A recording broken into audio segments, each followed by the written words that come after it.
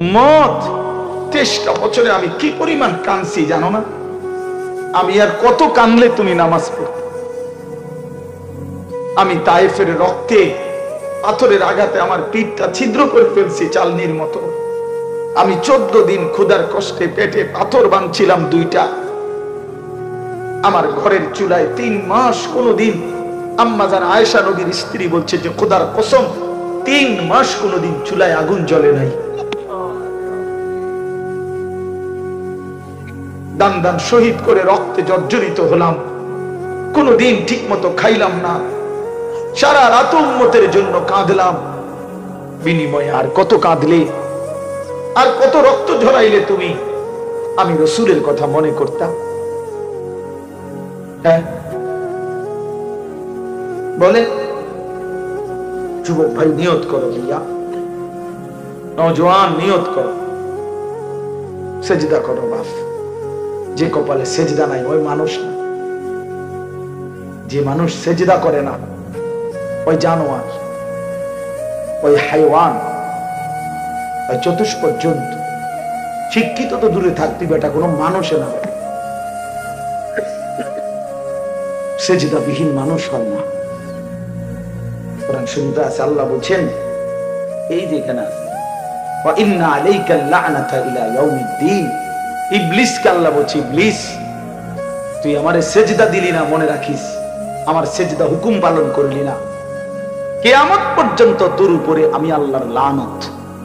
ওয়া ইন্না আলাইকাল লা'নাতা ইলা ইয়াউমিদ্দিন, কিয়ামত পর্যন্তর জন্য তুই বেঈমানের উপরে লানত, লানত। ভাইয়া যে সেজদা দেয় না তার উপরে খোদার লানত। মালউন, সে অভিশপ্ত, আল্লাহর লানতের পাত্র। আল্লাহর লানতে আর সুখে থাকা যায় না। বাবা স্ত্রীকে বলেন, ছেলেকে বলেন, মেয়েকে বলেন নামাজ পড়তে, বিবিকে বলেন পর্দা করতে। আল্লাহকে নারাজ করে সুখ মিলে না।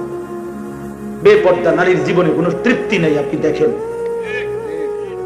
আপনি খবর নিয়ে দেখেন, অসভ্য নর্তকী হাজারো মানুষকে নিজের রূপ আর যৌবন দেখে যে নিজের চরিত্র জিন্দেগি নষ্ট করছে, মানুষের যুবকের আখলাক নষ্ট করছে, সে সত্যিকার অর্থে সুখ পায় না। সত্যিকার অর্থে সুখ পায়। কখনো আত্মহত্যা করে জীবনের সমাধান খুঁজে, কখনো অন্ধকারের চোরাবালিতে হারিয়ে যায়। নোনা জলে তৃষ্ণা মিটে না। যে পানি লবণাক্ত ওই পানিতে তৃষ্ণা মেটে না, এরকম মিঠা পানি লাগে। এই জন্য এটা একটা গুরুত্বপূর্ণ কথা মনে রাখবেন, লোনা জলে কি মেটে না? সারা পৃথিবীর মুসলমানের সর্বসম্মত আকীদা, কাদিয়ানীরা 100 কাফের, 100 কাফের, 100 কাফের, 100। কাদিয়ানী কোন মুসলমানের জাররা পরিমাণ, ইসলামের জাররা পরিমাণ কোন অংশ কাদিয়ানীদের মধ্যে নাই। শেখুল ইসলাম, আমাদের আমির হেফাজত আল্লামা শাহ আহমদ শফি রাহমাতুল্লাহ আলাইহি মৃত্যুর পূর্বের শেষ তামান্না ছিল এদেশের লক্ষ আলেম ওলামা, সর্বস্তরের মুসলিম জনতার এটা আজীবনের দাবি যে কাদিয়ানীদেরকে রাষ্ট্রীয়ভাবে অমুসলিম ঘোষণা করা হোক। আমরাও দাবি করি, আমরা বলেই যাব, আমরা বলেই যাব কাদিয়ানীরা বেঈমান, কাদিয়ানীরা কাফের, ওদেরকে অমুসলিম ঘোষণা করা হোক। একদিন সফলতা আসবে ইনশাআল্লাহ, একদিন মুমিনের বিজয় হবে ইনশাআল্লাহ। এই কথা বাংলাদেশে একদিন প্রতিষ্ঠিত রাষ্ট্রীয়ভাবে হবে ইনশাআল্লাহ। এজন্য দোস্ত, আমার বন্ধু, আমার নওজোয়ান সাথী, তুমি এক ওয়াক্ত নামাজ পড়ো না, সারাটা দিন সারাটা রাত মোবাইলে উলঙ্গ ছবি, নর্তকীর নাচ, জিনা আর ব্যভিচারের দৃশ্য দেখো, না মার ইজ্জত রক্ষা করলা, না বাবার সম্মান রক্ষা করলা, না ধর্মের ইজ্জত রক্ষা করলা, না কোরআনের সম্মান রক্ষা করলা। মনে রাখো, তুমি মনে করছো সুস্থ আছো, ভাত খাইতে আছো, ঘুম যাইতে আছো, কোনো অসুবিধা হয় না এত নাফরমানির পরে। না রে বন্ধু, দুনিয়া আল্লাহ তাআলা এমনি খাওয়ায়, ডাকলেই খাওয়ায়, না ডাকলেও খাওয়ায়, সেজদা দিলেও খাওয়ায়, না সেজদা দিলেও খাওয়ায়। দুনিয়া আল্লাহ তাআলা কুত্তারও খাইতে দেয়, দুনিয়া আল্লাহ তাআলা শুকরও খাইতে দেয়। বেটা দুনিয়া ভোগ করা আহামরি কিছু না, আহামরি কিছু না। যৌন চাহিদা মানুষের যেমন পূরণ হয়, যৌন চাহিদা কুকুর বিড়ালেরও পূরণ হয়, কুত্তারও ছাও হয়, বিড়ালেরও বাচ্চা হয়। কথা বলেন না কেন? এইটা কোনো আহামরি কিছু না দোস্ত। বাদ কতটি খাওয়ানোর নাম কোনো সফলতা না। কতক্ষণ হুইতালাই তাইলে এটা কোনো সফলতা না। যৌন চাহিদা পূরণ করলে এটা কোনো সফলতা না। দুনিয়া কোনো সফলতা না।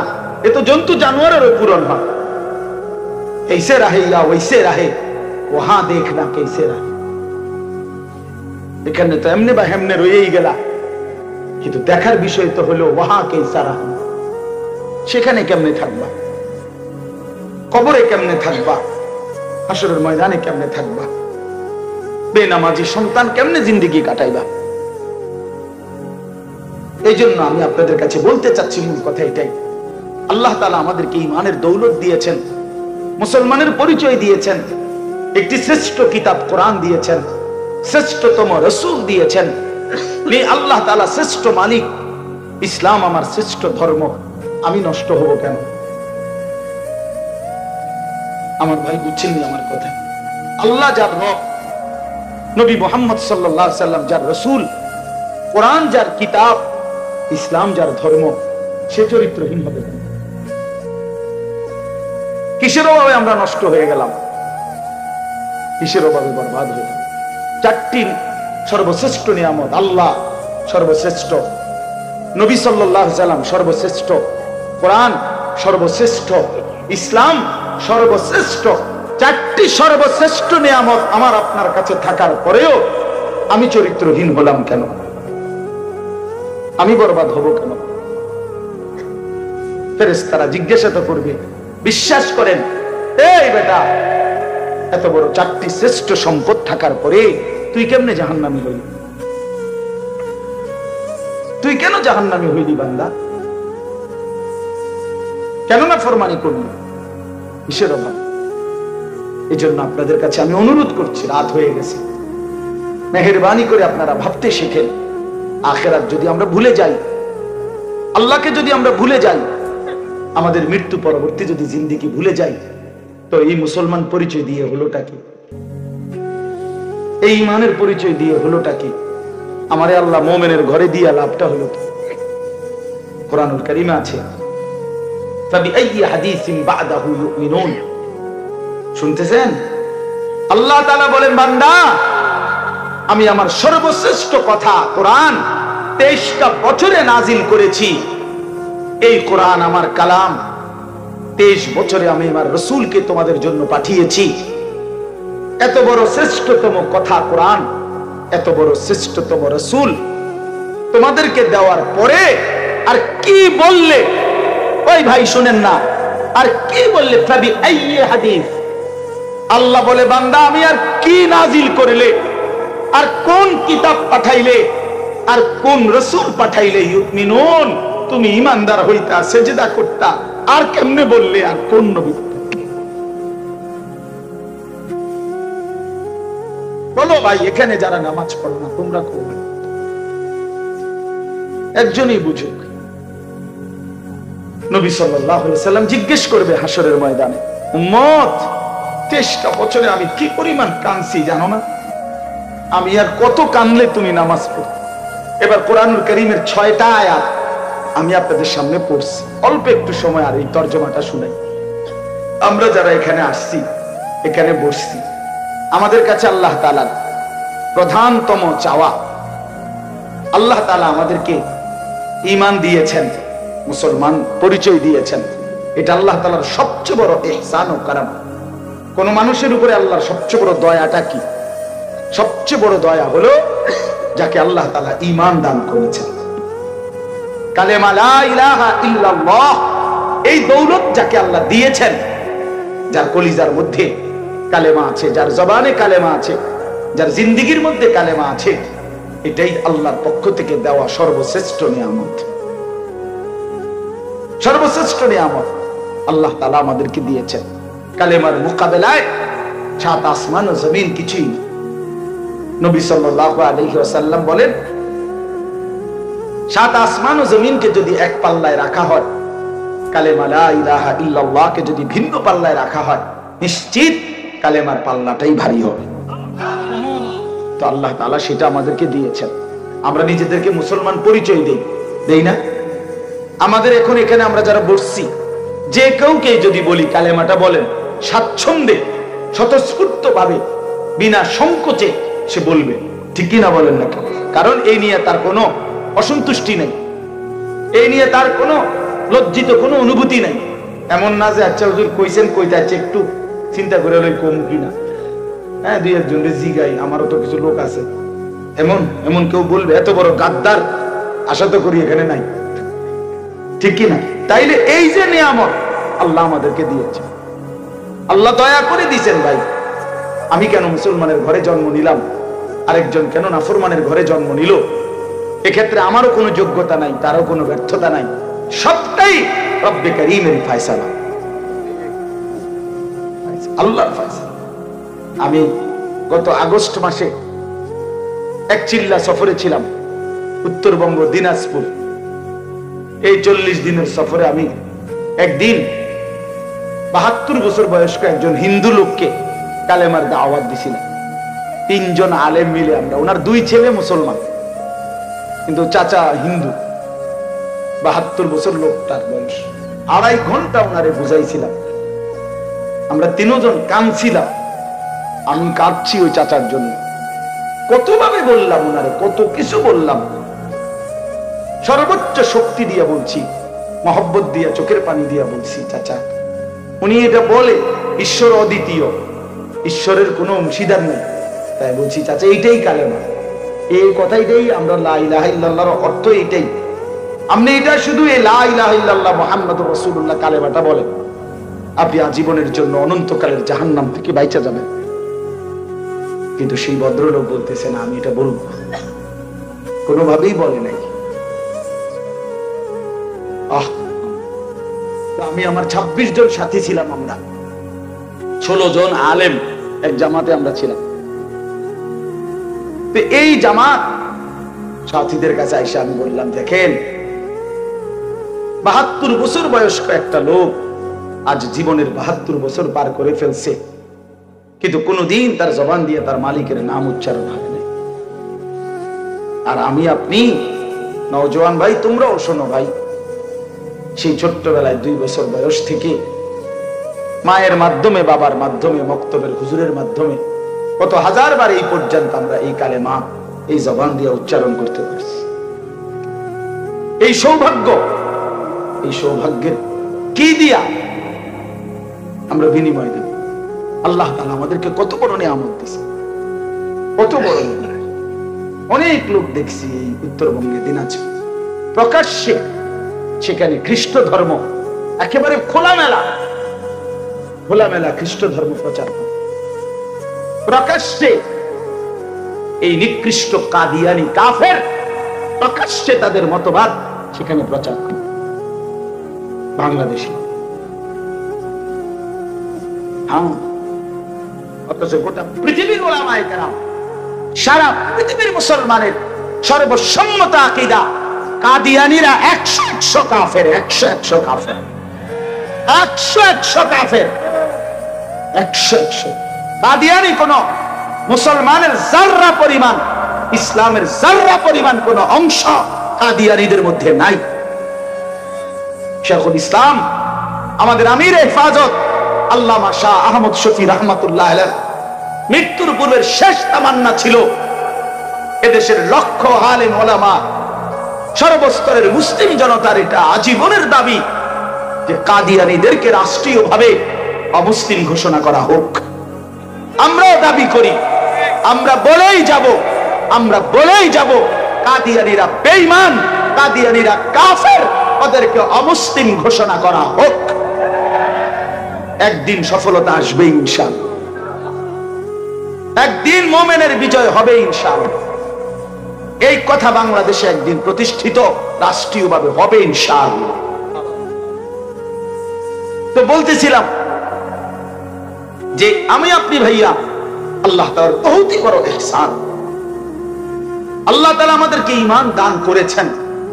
আমরা ছোট্টবেলা থেকেই মুসলমানের পরিচয় পাইছি, ছোটবেলা থেকেই কালেমা উচ্চারণ করতে পারছি। ছোট্টবেলায় মায়ের পেট থেকে বের হওয়ার পরেই আমাদের ডান কানে আজান, বাম কানে ইকামত দেওয়া হয়েছে। আমাদেরকে কত হুজুর মাওলানা সাহেবের কোলে দিয়া আমাদেরকে দোয়া করায় দিছে। তাইলে কতভাবে আল্লাহ তাআলা আমাদেরকে ইসলামের পরিচয়, কালেমার পরিচয় দান করছেন, সেইটা আমরা ভুলে যাওয়া, প্রত্যাখ্যান করা, বিশ্বাস করেন এটা ইনসাফ হইতে পারে না। এটা ইনসাফ না, এটা বিবেকের দাবি না। আমি আল্লাহকে ভুলে গেলাম, আমি রসুলকে ভুলে গেলাম, আমি আমার জিন্দেগি থেকে ইসলামকে প্রত্যাখ্যান করলাম, এটা ইনসাফ না বাপ। আপনি জানেন না, আজকে হয়তো এটার কদর আমরা বুঝলাম না আর কি, কিন্তু যেদিন চক্ষু বন্ধ হবে, মৃত্যু হবে, সেদিন থেকে নিয়ে হাসরের ময়দানে আল্লাহর কসম ঈমানের কি দাম বা ঈমানের কি প্রয়োজন ছিল সেটার কদর বোঝা যায়। আজকের দুনিয়াতে তো আল্লাহ তাআলা সবাইকে খাইতে দেয়, করতে দেয়, দুনিয়া ভোগ করতে দেয়। কুলু ওয়া তামাত্তাউ কালিলান ইন্নাকুম মুজরিমুন। আল্লাহ তাআলা বলে, বান্দা দুনিয়ায় সামান্য সময়ের জন্য খাও এবং ভোগ করো, ইন্নাকুম মুজরিমুন, কিন্তু মনে রেখো তোমরা নাফরমান, পাপী।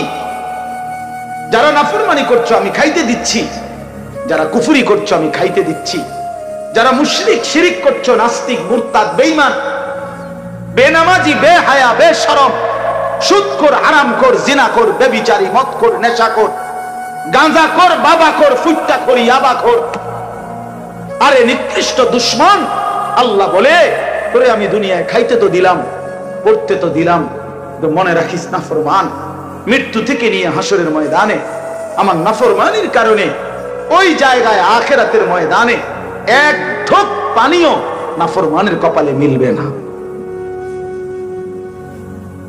নাফরমানের কপালে। এজন্য দোস্ত, আমার বন্ধু, আমার নওজোয়ান সাথী, তুমি এক ওয়াক্ত নামাজ পড়ো না, সারাটা দিন সারাটা রাত মোবাইলে উলঙ্গ ছবি, নর্তকীর নাচ, জিনা আর ব্যভিচারের দৃশ্য দেখো, না মার ইজ্জত রক্ষা করলা, না বাবার সম্মান রক্ষা করলা, না ধর্মের ইজ্জত রক্ষা করলা, না কোরআনের সম্মান রক্ষা করলা। মনে রাখো, তুমি মনে করছো সুস্থ আছো, ভাত খাইতে আছো, ঘুম যাইতে আছো, কোনো অসুবিধা হয় না এত নাফরমানির পরে।